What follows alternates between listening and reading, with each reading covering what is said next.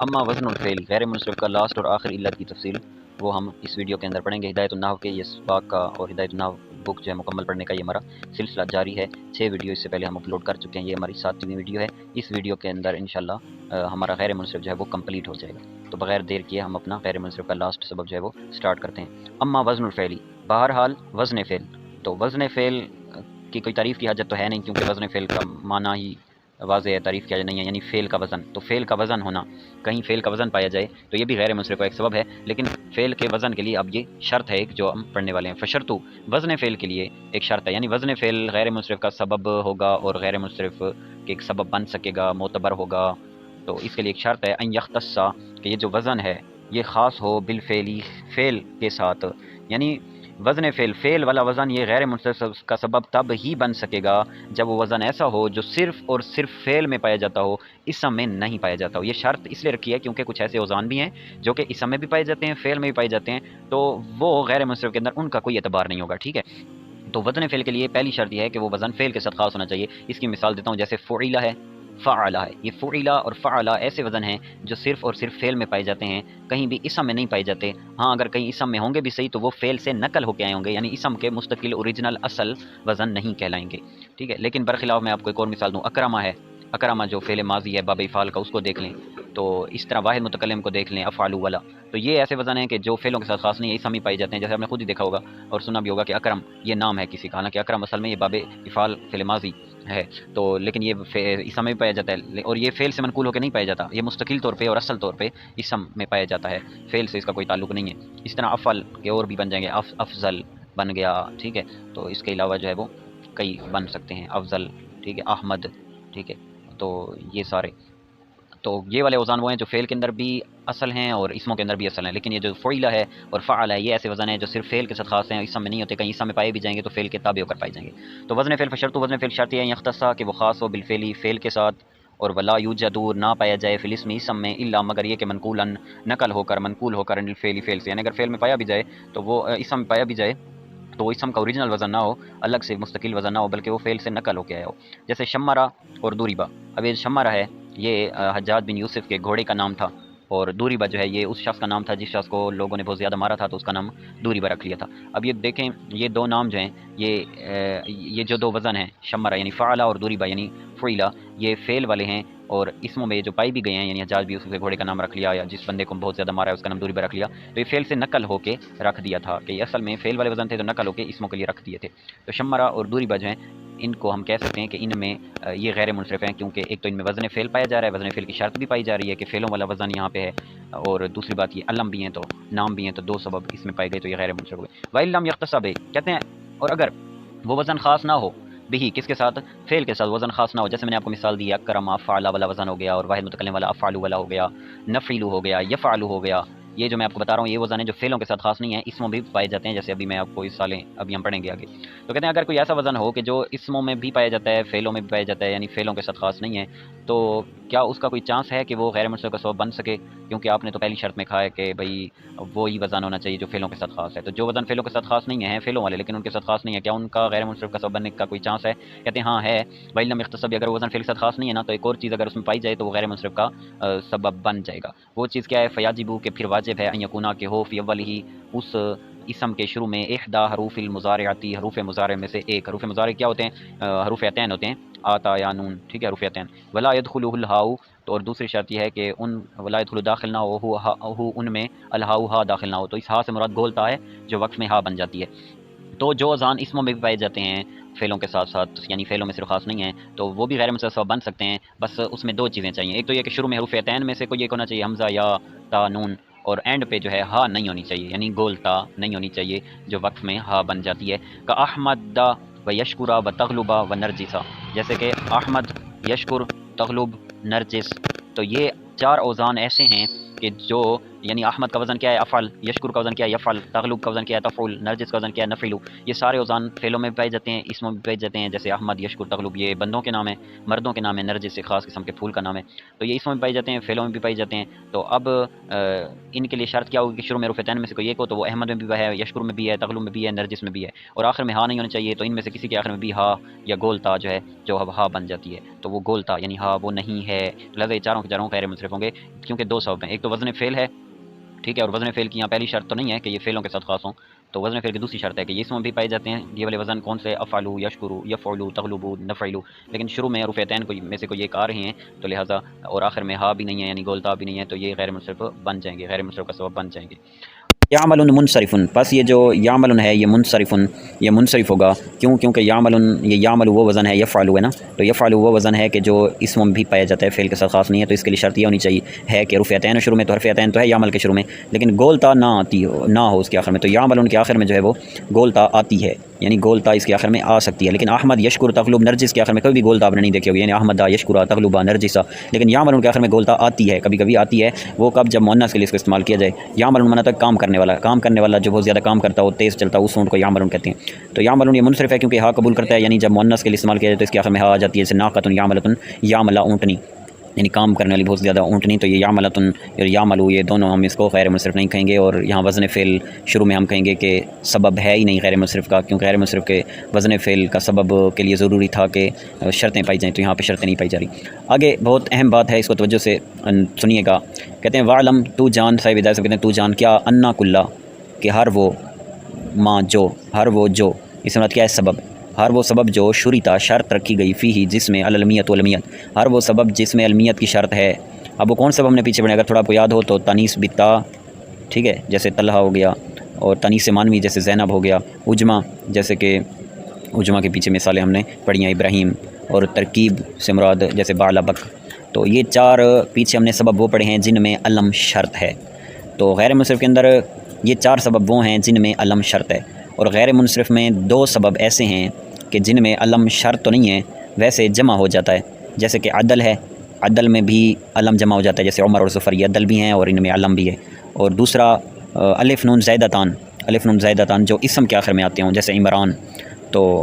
اور عثمان، تو ان میں بھی علم شرط تھا. ہم نے پڑھا تھا کہ الف نون زائدتان اسم کے آخر میں، تو ان میں علم شرط ہے. علم شرط نہیں ہے، ان میں علم پایا جا سکتا ہے. تو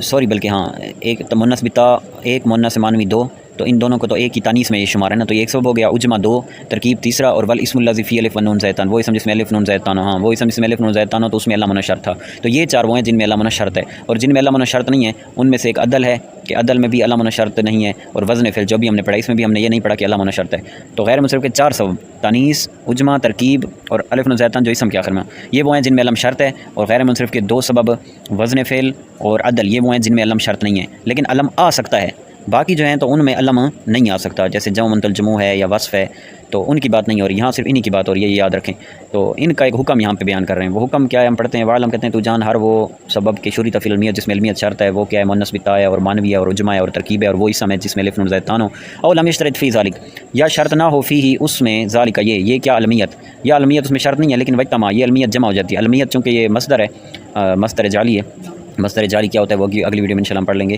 تو یہ مصدر جعلی ہے، تو مصدر میں تذکیر و تانیث کا کوئی اعتبار نہیں ہوتا، اس لیے وجتمع مذکر کا صیغہ ہے. تو وجتمع تو او لم یشترط فی ذالک، یا اس میں علم شرط نہ ہو لیکن وجتمع وہ جمع ہو گیا ہو، ما سبب واحد، ایک سبب کے ساتھ، فقط ایک سبب کے ساتھ وہ جمع ہو گیا ہو، یعنی علم شرط نہ ہو، فقط وہ اس سبب کے ساتھ کیا ہو گیا ہے، جمع ہو گیا ہے، شرط نہیں ہے ویسے جمع ہو گیا ہے. تو وہ کون ہے، وہ العلم المعدول، وہ ہے علم معدول. یعنی علم معدول یہ کیا ہے، یعنی عدل ہو اور علم ہو، تو عدل کے ساتھ علم ہونا شرط نہیں ہے، جمع ہو سکتا ہے. وزن الفعل اور وزن فعل، تو وزن فعل بھی اس میں بھی علم جمع تو ہو جاتا ہے، ہاں شرط نہیں ہے. تو بہرحال علم جمع ہوتا ہو یا علم شرط ہو، دونوں صورتوں میں ایسے والے اسم کہ جن اسموں میں غیر منصرف کے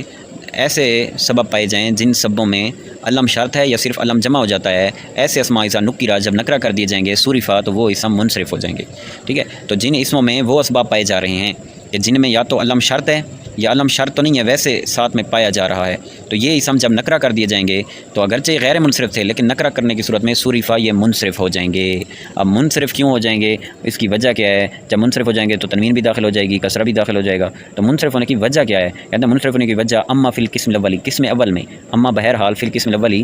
قسم اول میں کیا، یعنی قسم اول میں منصرف ہونے کی وجہ، اور قسم اول کیا تھی؟ قسم اول میں وہ 4 سبب تھے جن میں علم شرط ہے، یعنی وہ علم کے بغیر غیر منصرف کا سبب بن ہی نہیں سکتے، تو غیر منصرف کے وہ اسباب جن میں علم شرط ہے، تو جب ان کو نکرہ کر دیا جائے گا تو آپ ہی مجھے بتاؤ نکرہ کرنے سے کیا وہ علم رہیں گے؟ جب علم نہیں رہے تو شرط نہیں پائی گئی ان سبوں کی، جب ان سبوں کی شرط ہی نہیں پائی گئی تو وہ سبب بھی نہیں پائے جائیں گے، کیونکہ اذا فات الشرط فات المشروط، شرط چلی جائے تو مشروط بھی چلا جاتا ہے، جب شرط ہی نہیں رہی علم کی، یعنی وہ شرط ہی ختم ہو گئی تو وہ مشروط وہ سبب بھی سرے سے ختم ہو جائے گا، جیسے کہ اجماع ہے، اب اجماع میں علم شرط ہے، تو اب کہیں جو ہے وہ علم ختم ہو جائے تو اجماع جو غیر منصرف کا سبب تبھی بن سکے گا جب اس میں علم شرط ہو، جب علم ہی گیا تو اجماع بھی چلا جائے گا، تو اب یہاں اسم غیر منصرف کے سبوں سے خالی ہو گیا، کیونکہ اس میں علم سبب تھا وہ چلا گیا نکرہ ہونے کی وجہ سے، تو وہ جب چلا گیا تو جس کے لیے وہ شرط تھا اجماع، تو علم بھی گیا، پھر اجماع بھی گیا، اب علم بھی گیا اجماع بھی گیا، تو باقی اس سب میں کیا رہ گیا؟ کچھ بھی نہیں رہ گیا، غیر منصرف کو کوئی سبب بھی نہیں رہ گیا، تو جب غیر منصرف کوئی سبب بھی نہیں رہ گیا تو منصرف ہی بننا ہے، ظاہری بات ہے اس نے، تو کہتے ہیں اما فی القسم الاولی، پر قسم اول میں، یعنی قسم اول میں تو منصرف اس لیے ہوگا فلی بقاء الاسم، کیونکہ اسم باقی رہ جائے گا بلا سبب، بغیر سبب کے، واما فی ثانی، بہرحال قسم ثانی میں، یعنی قسم ثانی کون سی تھی؟ جن میں علم شرط نہیں تھا ویسے جمع ہو گیا تھا، تو وہ نکرہ ہو جانے نکرہ ہو جانے سے منصرف اس لیے ہوتے ہیں فلی بقائی، کیونکہ اسم کے باقی ہونے کی وجہ سے اللہ سب واحد ایک سبب پر، کیونکہ جیسے کہ مثال کے طور پہ وزن فعل ہے، اب وزن فعل میں علم جمع ہو گیا ہے تو اب یہ کیا بن گیا؟ یہ والا اسم غیر منصرف بن گیا، کیونکہ اس اسم میں ایک تو وزن فعل پایا جا رہا ہے اور دوسرا اس اسم میں علم پایا جا رہا ہے، لیکن میرے بھائی جب وہ نکرہ ہوگا تو علم چلا جائے گا، جب علم چلا جائے گا تو وہ جو وزن فعل تھا صرف وہی رہ جائے گا، ٹھیک ہے، صرف وہی رہ جائے گا، تو اب یہاں پہ ایک سبب رہ جائے گا، پچھلے میں تو علم شرط تھا تو علم ختم ہونے سے وہ سبب بھی ختم ہو جائے گا، لیکن یہاں علم شرط نہیں ہے تو علم ختم ہو جائے گا بس، تو دوسرا سبب اکیلا رہ جائے گا، تو غیر منصرف کے لیے تو 2 سبب چاہیے ہوتے ہیں، تو پہلی قسم میں کوئی سبب بھی نہیں رہ جاتا تھا اور دوسری قسم میں سبب تو رہ جاتا ہے لیکن ایک سبب رہ جاتا ہے، اور غیر منصرف کے لیے 2 سبب چاہیے، تو چاہے پہلی قسم ہو یا دوسری قسم ہو وہ نکرہ اسم ہو جائے گا، تو نکرہ اسم ہو جانے سے وہ کیا بن جائے گا؟ منصرف بن جائے گا۔ اب نکرہ اسم ہو یہ کیسے ہو سکتا ہے؟ علم ہو اور نکرہ ہو جائے، یہ ہمارے ذہن میں کیسے آئے گا کہ بھائی علم ہو اور نکرہ ہو جائے؟ تو میرے بھائی علم ہو اور نکرہ ہو جائے یہ ہو سکتا ہے، اور اس کی صورت یہ ہوتی ہے کہ ایک اسم کو جب دوسری مرتبہ لے آئیں گے نا، ایک اسم کو جب دوسری مرتبہ لے آئیں گے تو پہلی مرتبہ جب یہ اسم تھا تو یہ معرفہ تھا، لیکن جب اس اسم کو 2 دفعہ لا دیا گیا نا ہم نے، تو دوسری دفعہ جب ہم اس کو لائیں گے تو دوسری دفعہ جب لائیں گے تو یہ دوسرے والا نکرہ ہو جائے گا، دوسرے والا کیا ہو جائے گا؟ نکرہ ہو جائے گا، ٹھیک ہے، جیسے کہ میں کہتا ہوں جانی میرے پاس آیا طلحہ آیا و طلحۃ آخر، اور طلحہ دوسرا آیا، ایک طلحہ آیا اور پھر دوسرا طلحہ آیا، تو اب جب ہم نے صرف یہ کہا کہ طلحہ آیا، اب یہ علمیت اس میں باقی ہے، علمیت اس میں باقی ہے، لیکن جب ہم نے کہا کہ ایک اور طلحہ آیا، اب اس کے اندر وہ خصوصیت ختم ہو گئی، کیونکہ علم کا مطلب یہ ہوتا ہے کہ بھائی بس یہ اسی کے ساتھ خاص ہے اور کسی میں نہیں پایا جاتا، لیکن جب دوسری مرتبہ ہم نے اس کا تکرار کر دیا تو اس کے اندر وہ خصوصیت ختم ہو گئی، جیسے جان طلحہ پہلی دفعہ ہم نے کہا تو اب اس کے اندر خصوصیت ہے کہ بھئی کوئی ایک ہی خاص طلحہ ہے، لیکن جب ہم نے کہا وطلحۃن کہ